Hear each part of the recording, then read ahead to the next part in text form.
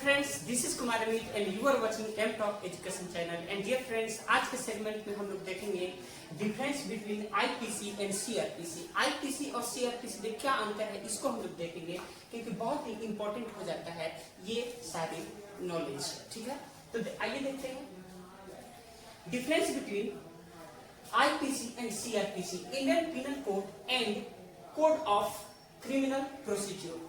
Code of criminal procedure क्या होता है, इंडियन पिनल कोड क्या होता है, इसको हम लोग अभी देखते हैं। तो सबसे पहले देखते हैं आईपीसी, इंडियन पिनल कोड 1860, जिसको हम लोग हिंदी में भारतीय दंड संहिता भी कहते हैं, इसको भारतीय दंड विधान भी कहते हैं, और उर्दू लफ्ज में हम इसको कहते हैं ताज-ई-राते हिंद। हम लोग देखते हैं कभी कभी हिंदी फिल्मों में भी ऐसा होता है कि जब कैदी को सजा दिया जाता है तो कहा जाता है कि ताज-ई-राते हिंद के दफा 302 के तहत इसको मुजरिम करार देते हुए फांसी की सजा सुनाई जाती है। फ्रेंड्स, तो वो क्या है, ताज-ई-राते हिंद क्या है, वही हमारा है पिनल कोड यानी इंडियन पिनल कोड। ठीक है, इसी को कहा जाता है उर्दू में। फ्रेंड्स, इसमें आईपीसी में इंडियन पिनल कोड में टोटल जो सेक्शंस हैं हमारे वो 511 सेक्शंस हैं, और इसमें टोटल जो चैप्टर्स हैं वो 23 चैप्टर्स हैं। ठीक है, धारा क्या होता है, व्हाट इज सेक्शंस? तो फ्रेंड्स, लगातार संख्याओं के क्रम को हम लोग कहते हैं सेक्शंस या धारा कहते हैं। ठीक है, लगातार संख्याओं के क्रम को हम क्या कहते हैं, धारा कहते हैं, और इंग्लिश में इसे सेक्शंस कहते हैं। फ्रेंड्स, फर्स्ट लॉ कमीशन, हमारे देश में फर्स्ट लॉ कमीशन जिसको हम लोग विधि आयोग कहते हैं, वो 1834 ईस्वी में बनाया गया।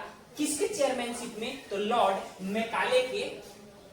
ठीक है, लॉर्ड मैकाले के चेयरमैनशिप में। जैसा कि हम जानते हैं कि हमारे देश में शिक्षा के जो अंग्रेजों की तरफ से सबसे पहले जो इंसान है वो लॉर्ड मैकाले ही है, जिन्होंने हमारे देश में शिक्षा का नींव रखा एक तरह से। ठीक है, तो हम देख सकते हैं सेकंड इसमें देखिए क्या है कि इसके बाद से ड्राफ्ट बनाया गया। सबसे पहला जो ड्राफ्ट बनाया गया फ्रेंड्स, ये जो इंडियन पिनल कोड है इसका ड्राफ्ट पहले सबसे तैयार किया गया, और वो मैकाले साहब के अंडर में ही वो ड्राफ्ट तैयार किया गया, और उसके बाद से इसको किसमें बनाया गया, तो ये एक लॉ का रूप ले लिया। इसके बाद से इसमें देखते हैं कि ये in world largest penal code है, वर्ल्ड लार्जेस्ट पिनल कोड यानी विधि संहिता, जिसको हम दंड संहिता भी कहते हैं। ठीक है, वर्ल्ड लार्जेस्ट पिनल कोड है, ये दंड संहिता है, यानी पूरे दुनिया में in the whole world there is no such a large penal code. तो फ्रेंड्स, हम इसमें ये देख रहे हैं कि ये दुनिया का सबसे बड़ा पिनल कोड है यानी दंड संहिता है। ठीक है, इसके बाद से देखते हैं हम सीआरपीसी क्या है। तो सीआरपीसी है code of criminal procedure, code of criminal procedure, जिसको हम लोग दंड प्रक्रिया संहिता 1973 कहते हैं। ठीक है, ये 1973 में ये इसको बनाया गया था।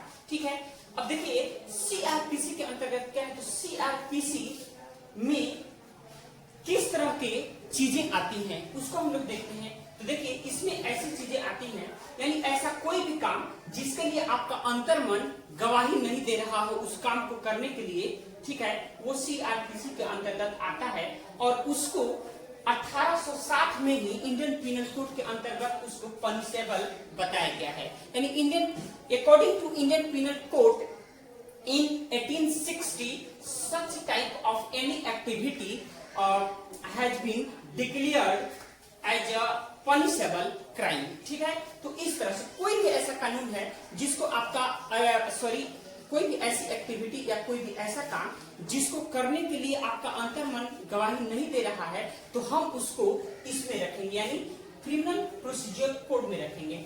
ठीक है, तो जैसे एग्जांपल लेते हैं स्पीड लिमिट। मान लीजिए कि आप सड़क पे जा रहे हैं, हाईवे पे जा रहे हैं, और वहां बोर्ड लगा हुआ है कि 90 to 100 या 100 किलोमीटर पर आवर के रफ्तार से आपको जाना है, लेकिन आप क्या कर रहे हैं कि 100 किलोमीटर की रफ्तार से नहीं जाकर के आप 150 किलोमीटर की रफ्तार से जा रहे हैं, 120 to 120 किलोमीटर की रफ्तार से जा रहे हैं, तो ये क्या हो जाएगा, ये आपका हो जाएगा पनिशेबल क्राइम एक तरह से हम कहें तो हो जाएगा। ठीक है, ये सीआरपीसी के अंतर्गत आता है फ्रेंड्स।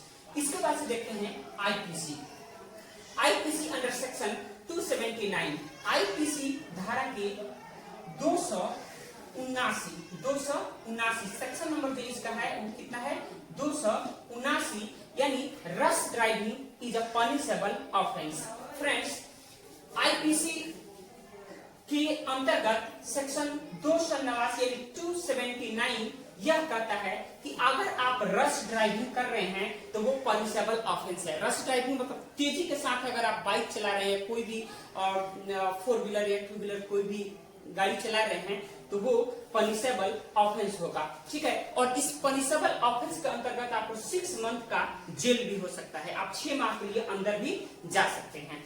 फ्रेंड्स, इसके बाद से हम देखते हैं जो कोड फॉर क्रिमिनल प्रोसीजर है, इसको 2 हिस्सा में हम लोग बांटते हैं। एक है सब्सटेंसिव लॉ जिसको हम कहते हैं मौलिक विधि, और सेकंड वाले को कहते हैं प्रोसीजरल लॉ जो कि प्रक्रिया विधि है।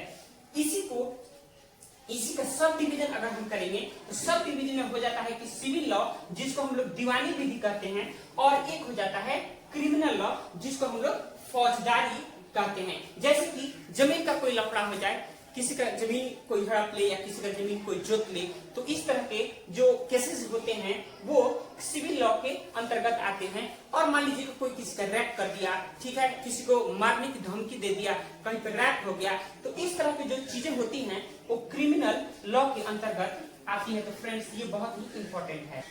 फ्रेंड्स, देखते हैं सीआरपीसी और आईपीसी और सीआरपीसी दोनों के बीच कुछ बेसिक डिफरेंसेस हैं जिसको हम लोग देखते हैं। आईपीसी ये सब्सटेंसिव लॉ के अंतर्गत आता है, यानी आईपीसी सब्सटेंसिव लॉ है, ये डिफाइन करता है ऑफेंस को और पनिशमेंट फॉर इट, इसके लिए पनिशमेंट तय करता है। यानी ये डिफाइन करेगा ऑफेंस जितने होंगे, ये ऑफेंस का कैटेगरी डिफाइन करेगा, किस किस तरह के ऑफेंस होते हैं उसको डिफाइन करेगा, कितनी मात्रा में अगर कुछ चीज मतलब घटनाएं घटी हैं तो कितनी मात्रा में किसी ने कितने हद तक जा करके कोई क्राइम किया है उसको ये डिफाइन करता है, और उसके लिए पनिशमेंट का प्रावधान करता है। यानी कितना पनिशमेंट, कितना मतलब हद तक हुआ है और उसके लिए कितना पनिशमेंट दिया जाना चाहिए, ये तय करता है आईपीसी, ठीक है।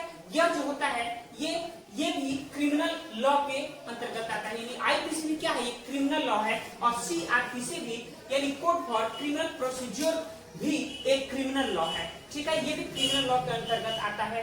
फ्रेंड्स, लूट और डकैती में अंतर होता है। जैसे हम चोरी करते हैं, जैसे मान लीजिए कि सड़क पे कोई जा रहा है और कुछ लोगों ने मिलकर के उसको क्या किया, उसका सामान छीन लिया, चैन छीन लिया, ये सारा अगर छीन लिया तो उसको हम क्या कहेंगे, उसको हम कहेंगे लूट का उसको देंगे। 4-5 मान लीजिए कि दिन का समय है और हथियार दिखा करके किसी ने कोई सामान छीन लिया तो वो क्या होगा, वो एक तरह से कहेंगे उसको डकैती कहेंगे, ठीक है, क्या कहेंगे, यानी 5 या 5 से अधिक लोगों द्वारा की गई जो लूट होती है वो डकैती कहलाती है। तो फिर लूट क्या है, लूट का मतलब होता है कि तत्काल मृत्यु या चोट का भय दिखा करके किसी का संपत्ति ले लेना, ठीक है, संपत्ति प्राप्त कर लेना।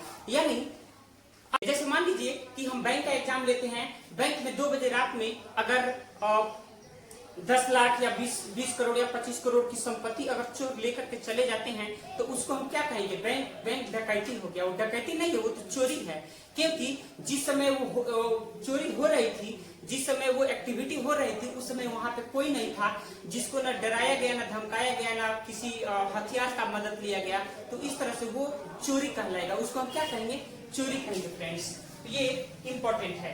इसके बाद हम देखते हैं चोरी। जैसे कि चोरी में कुछ चीजें हैं, जैसे कि आईपीसी अंडर सेक्शन 379 यानी आईपीसी के सेक्शन 379 में ये अगर चोरी का प्रावधान है तो उसमें 3 साल का जेल हो सकता है। और चोरी किस तरह का होना चाहिए, घर के बाहर, अगर 3 ईयर का इम्प्रिजनमेंट और फाइन हो सकता है, लेकिन क्राइम स्पॉट कहाँ होना चाहिए, आउटडोर होना चाहिए। अगर घर से बाहर चोरी हुई है, ठीक है, तो 3 साल के लिए और फाइन, ये दोनों के दोनों प्रावधान किए गए हैं, ठीक है।